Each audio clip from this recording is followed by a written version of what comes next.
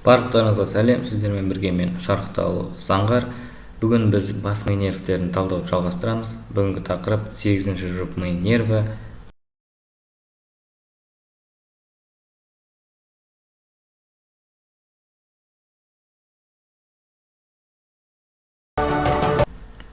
Креберс ұлу нерві. Nervus vestibula cochlearis. 8-ші жұп ми нерві болып табылады. Креберс ұлу нерві жалпы қызметі немесе функциясы бойынша сезімтал нерв болып табылады. Яғни оның талшықтары шеткі рецепторлардан миға қарай бағыт алады. Осыны естен шығармау қажет. Креберс ұлу нервінің екі бөлімі бар. Ұлулық бөлімі және де креберс бөлімі. Жалпы ішкі құлақ 3 бөлімнен тұратынын білеміз. Жартылай дөңгелек каналдар, креберс бөлімі және де ұлудан тұрады. Ұлулық бөлімі. Креберс ұлу нервінің ұлулық бөлімінің рецепторлары ішкі құлақтың ұлуында орналасады. Ішкі құлақтың ұлуында орналасқан есту рецепторлары сыртқыға дауысты импульсқа айналдырып, ұлудан шыға берісте бірінші түйінді немесе ганглий түзеді. Ганглион спинале деп аталады. Ганглион спиналеден шығатын талшық порус акустикус интернус арқылы ішкі құлақтан шығады да ішкі құлақтан шығып көпірге барады. Көпірде креберс ұлу нервінің ұлулық бөлімінің екі ядросы болады. Ұлулық ядролар және де трапеция тәрізді ядролар. Ұлулық ядролардың және трапеция тәрізді ядролардың вентралды бөлімдері, алдыңғы бөлімдері нақтырақ айтатын болсақ, және де дарзальды бөлімдері болады. Енді креберс ұлу нервінің талшығы көпірге кіргеннен кейін өзінің талшықтарын ұлулық ядроларға апарады. Ұлулық ядроларда екінші нейрондар орналасады. Артқы ұлулық ядродан талшық шығып, көпірден шығып, ромб тәрізді шұңқырға бағытталып, креберс ұлу нервінің жолағын түседі. Мына бір суретке қарайық. Мынау бізде ромб тәрізді шұңқыр. Ромб тәрізді шұңқырда мына бір жолақтарды көріп тұрсыздар ғой, ақ жолақтар.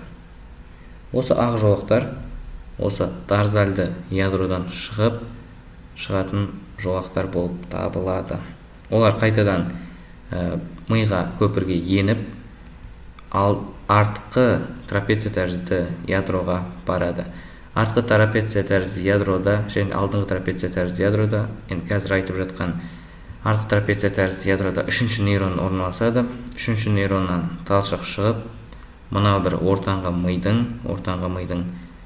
төменгі төмпешіктеріне барады.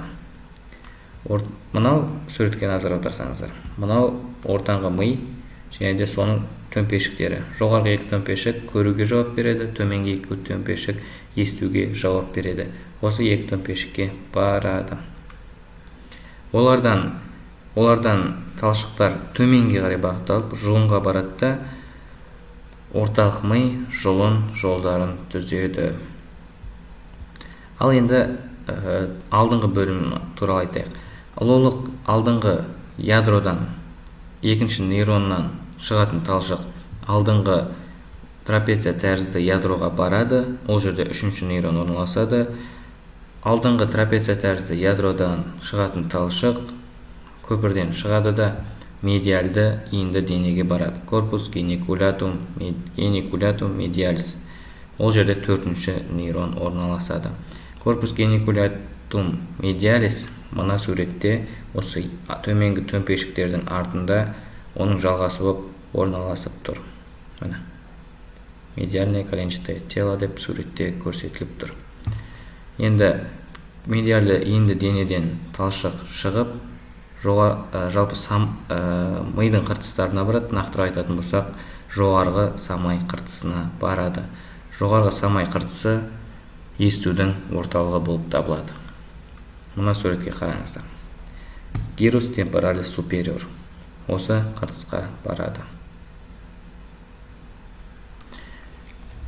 Бұл креберс ұлу нервінің ұлулық бөлімі болды. Ол түсінікті деп ойлаймын. Енді креберс бөлімі туралы айтайық. Креберс бөлімі тепе-теңдікке жауап береді. Оның рецепторлары ішкі құлақтың креберс бөлімімен жартылай дөңгелек каналдарда орналасады.